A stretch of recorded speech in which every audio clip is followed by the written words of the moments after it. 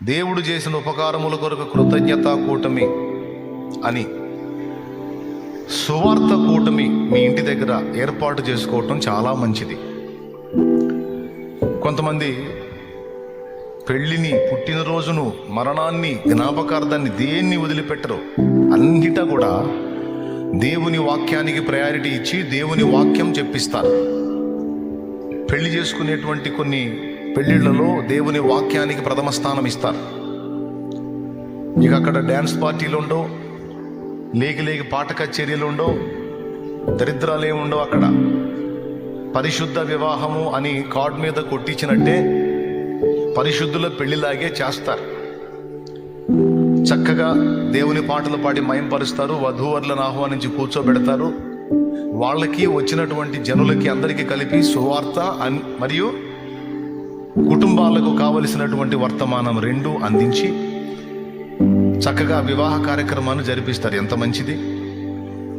ఏం లేదండి, ఆ పెళ్లి ద్వారా సువార్త ప్రకటింపబడి ఆ రోజు వచ్చిన అన్ని జనుల్లో నలుగురు దేవుని వైపు చూస్తే, ఒక్కరు దేవుని వైపు చూసినా ఈ వధూవరులిద్దరికీ జీవితకాల ఆశీర్వాదం లభిస్తుంది.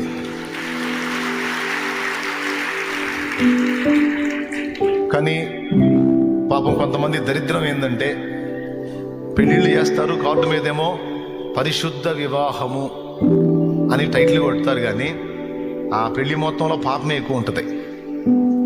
ఆడపిల్లలు తెప్పిస్తారు, డ్యాన్స్ పార్టీ పెట్టిస్తారు, వాళ్ళు ఒక పక్క ఎగురుతుంటారు. ఓకే, తర్వాత ఈ పెళ్లి కోసం సిద్ధపడిన పెద్దలు కూడా ముందే డ్యాన్స్ ప్రాక్టీస్ చేసి ఉంటారు. అర్థమైందా? ఇక వీళ్ళు వాళ్ళు మొత్తం కలిసి ఎగురుతూ ఉంటారు. మళ్ళీ కార్డు మీద పరిశుద్ధ వివాహం. ఇప్పుడు మళ్ళీ పైన ఇంకొక వాక్యం ఏమి రాస్తారో తెలుసా? వివాహం అన్ని విషయంలో ఘనమైనది అనేదేమో ఓల్డ్ అయిపోయింది. ఇప్పుడు ఇది యెహోవా ఏర్పరిచిన దినము అని పెడతా ఉన్నారు. ఇది యెహోవా ఏర్పరిచిన దినము. ఈ దినములో మనం ఏమి చేయవలను? స్టేజి కట్టి డ్యాన్సులు వేయవలను. ఏమండి, పాట కచేరీలు పెట్టి లేకి పాటలన్నీ పాడవలను. ఇప్పుడు ఆ లేకి పాటల్లో లోక పాటలు, ఆ లేకి డ్యాన్సుల వల్ల ఆ కూర్చున్న వాళ్ళ హృదయాలు పొడవబడి, ఏమి ఒక ఆడపిల్ల చేత 4 స్టెప్పులు వేపిస్తే అది చూసిన వారి హృదయం అందు పొడవబడి, సహోదరులారా రక్షణ పొందుటకు మేమేమి చేయవలను? అదే ఎలా కలిగింది మీ ఈ జ్ఞానం అంటే, ఆమె బహుగా ఎగురుచున్నది.